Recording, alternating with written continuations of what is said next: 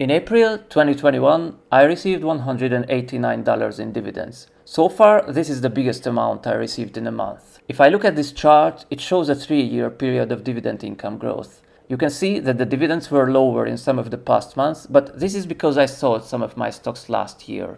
Now I own 27 companies, and many companies are paying dividends in the same months. And this is why the dividends are higher in some of the months and lower in other months. If you own more stocks, 40 stocks or even more, this chart looks smoother. But overall, the trend is very obvious. My dividend income is growing on a monthly basis. This chart makes me realize that this income looks more predictable than anything else. I'm an entrepreneur for 20 years now, and I have other businesses, but I have never seen an income growth so smooth as my dividend income. And there are two reasons why the dividend income is so smooth and more predictable than revenue from your own small business. First of all, a dividend payment is almost like a fixed salary. I emphasize the word almost because, as I always say, a company is not legally obligated to pay dividends. A dividend stock is not a bond.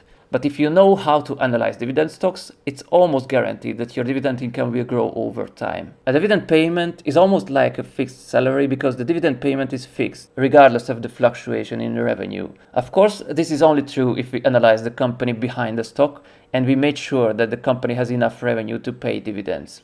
And of course, there will be always cases where we go wrong with an investment and the company stops paying dividends. But this is why we diversify. If we own 30 or 40 dividend-paying companies and one or two of them stop paying dividends, then it affects only a small percentage of our dividend income. So diversification also smoothens out our dividend income. And another thing is scale. When we start our own business, for example, we open a coffee shop, the revenue will always fluctuate because there is no single business with a smooth, predictable revenue. And if revenue goes down for our small business, then we need to reduce the dividend for that period. And if the revenue of your coffee shop goes to zero, then all your income goes to zero for months. But here is Starbucks, for example. They close like 50 coffee shops every single year. Yet their revenue is growing because they still have tens of thousands of other coffee shops that are doing great. So closing one or two stores doesn't affect the revenue that much because of the large scale. And it doesn't affect the dividend payment. So $1 million is a huge loss for a small business, but it's only a tiny change for a multinational coffee chain that has $26 billion revenue per year. Now, there are 3 reasons why my monthly dividends are growing.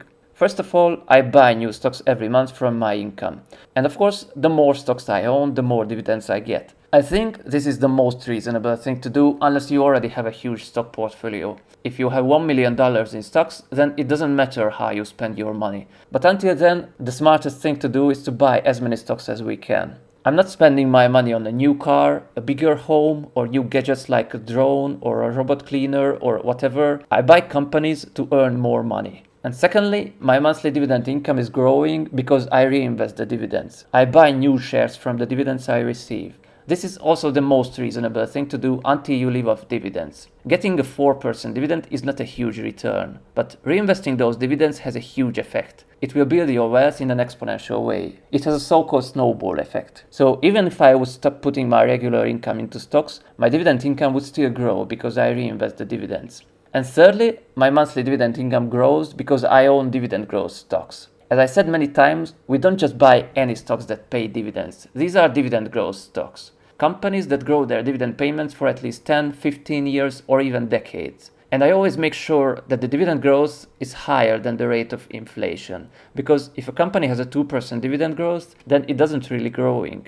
So if one day I want to live off dividends, I stop putting my income into stocks, and I also stop reinvesting the dividends, my dividend income will still grow because these companies are raising their dividends every year. And it's growing more than the rate of inflation. And this is why dividend growth investing makes a lot of sense for me, because it provides a very predictable and somewhat smooth income.